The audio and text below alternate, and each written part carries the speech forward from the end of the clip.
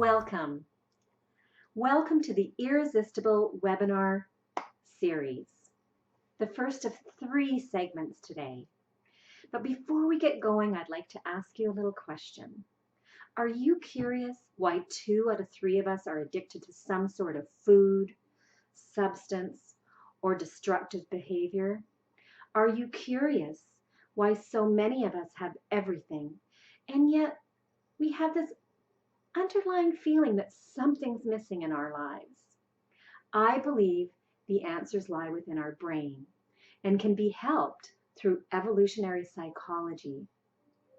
My name is Adele Anderson, and I have been a holistic health practitioner for most of the past 18 years. And I have a passion for helping others, coaching, and evolutionary psychology. I love to find the mysteries of why we do the things we do. Before we can go into that journey, we need to understand a little bit about our brains, how they express themselves within us so that we can recognize which brain we're using, what behavior we see, and then how we can interrupt the pattern to make us healthier and happier. So today's first segment is on the reptilian brain, and it sits just on top of the brainstem. And it's our ancestral brain, and all modern mammals have one, including human beings. It monitors many of our life support systems, such as respiration and body temperature. And it has everything to do with our physical, mental, emotional well-being when it comes to do with our safety, security, or survival. It uses all manners of deception and manipulation to assure our safety. It will use aggression and dominance and all types of behavior, again, to ensure our safety. So some of the ways that you can see it within yourselves are within obsessive compulsive behavior. So this could be bulimia, anorexia, out of control eating, alcoholism, gambling, anything that's obsessive compulsive. Very interesting. Superstitious behavior. Step on a crack, break your mother's back. I don't want to do that. And being resistant to change. So old religious dogmatic views and not wanting to change. And yet change is what we all need. And so it's about this conforming to old ceremonies and reenactments and, old time thinking, which is, way back in our evolution. It also looks for the strange and the out of place. So strange colors or shape that's not quite understood. And what we have to understand is the reptilian brain has no rational ability. So it's doing all this computing through a bunch of chemical reactions within the brain. And the biological action that matches that is occurring within our bodies. So it creates us, a lot of fight or flight mechanism, which means hypervigilance. So here's a little expression of how it can happen.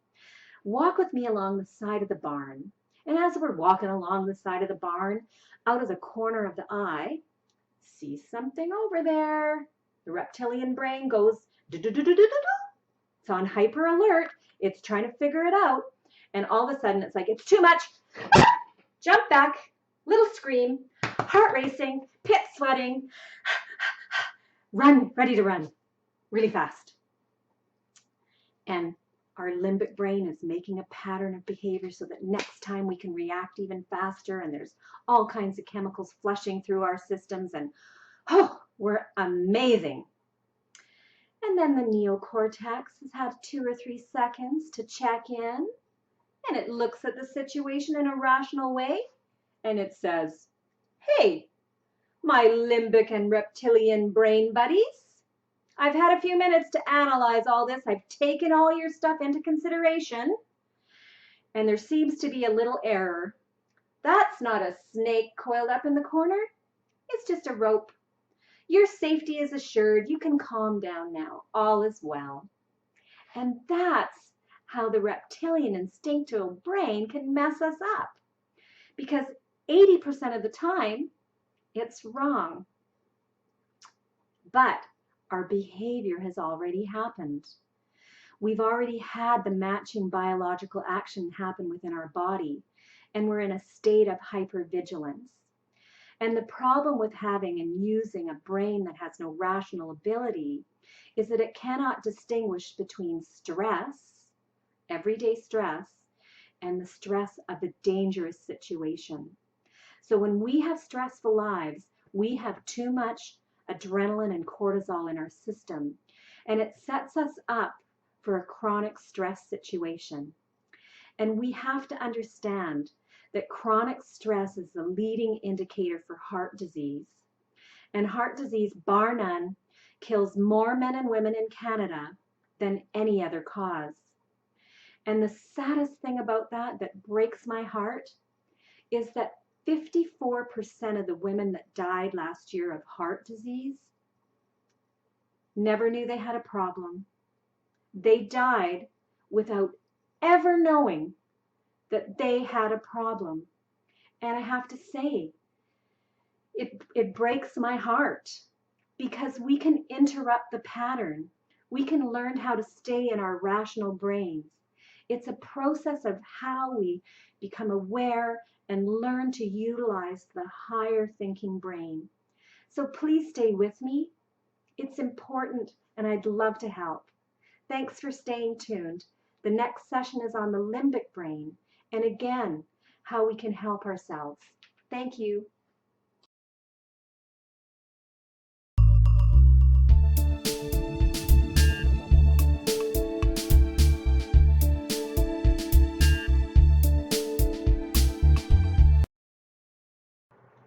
Welcome back. This segment is on the limbic system, which sits gently on top of the reptilian brain and consists of several structures, of which we will deal with two. The hypothalamus lives within the limbic system, and this is where the cascade of chemicals and hormones is initiated, the biological response. And secondly, the limbic system's ability to create memories based on life experiences. When we're children, we don't have access to our neocortex before the age of 7 or 8 years old.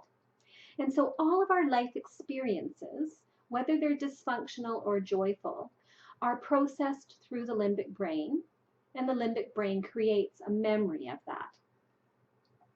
So how it happens, where it messes us up, if I compare the limbic brain to a cracked DJ, then we can understand that these emotional patterns are created like a record, and when the record's done, it's filed in our memory bank. So here's an example. I'm 2, I'm at my birthday party, and my mom is lighting the candles, and all my family's around. And as she lights the candle, everybody starts to sing, and it's really loud, and it startles me, and I kind of get stunned. And one of my cousins laughs and says, "She's not very smart. She doesn't know how to blow out the candles." Well, the startling with the noise is one thing. And the second thing is that the DJ makes a record that I'm not very smart. I don't know how to blow out my candles. And it creates that record, and it files it away in my memory bank. And that will come back into my consciousness when possibly a candle's lit, possibly whenever there's somebody singing happy birthday, whenever there's a loud gathering and there's noise in the room. We never know what's going to trigger it, but it'll come back, and I won't feel very smart. So just like the ruts of a road can get deeply ingrained, so can this pattern if it's allowed to come out a lot. We begin to believe the limbic brain. But what we have to really remember is the limbic brain is wrong 80% of the time, because it didn't have the rational neocortex to make sense of the situation logically. So, when things are taken in by our senses, they're routed through the limbic system, which assigns a meaning to it, resulting in many errors. It often is connected to a dysfunctional childhood experience, and this results in many people suffering from low self-esteem, low self-worth, the ability to give and receive love, or to feel that we belong. In some cases, it sets us up for a lifelong feeling that we're not safe, that we're not secure in our world, and that we're at risk.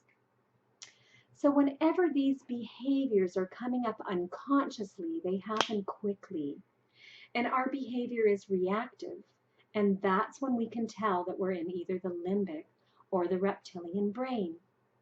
If you recognize the pattern, we can begin to interrupt the message and create new positive meanings for old stimulus. And this is where it's a life changer. We have control of our thought processes because as adults, we have a magnificent brain that we can retrain and make our lives better. So stay tuned. We're going to talk about the neocortex in the next session.